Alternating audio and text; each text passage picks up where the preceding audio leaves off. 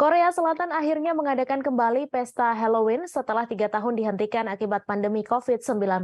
Itaewon menjadi satu di antara tempat populer Korea Selatan yang belum lama ini digunakan sebagai lokasi merayakan Halloween tahun ini. Pesta Halloween di Itaewon, Korea Selatan digelar pada Sabtu 29 Oktober malam.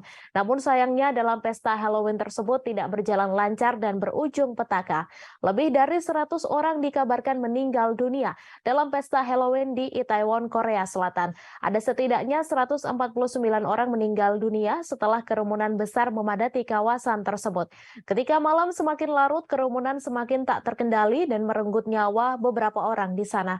Kebanyakan korban itu diduga remaja berusia 20-an yang turut merayakan pesta Halloween. Baru-baru ini, seorang warga negara Indonesia mengabarkan bahwa dirinya selamat dalam tragedi tersebut.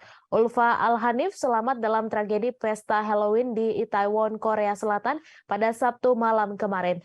Sekedar informasi, tragedi pesta Halloween di Itaewon menewaskan 149 orang dan puluhan lainnya luka-luka. Di media sosial TikTok-nya, Ulfa membagikan video saat ia berjuang keluar dari kerumunan orang di Itaewon. Badannya terhimpit-himpit dan Ulfa meringis meminta tolong. Di video yang diunggah Ulfa terlihat ratusan ribu orang saling berhimpitan.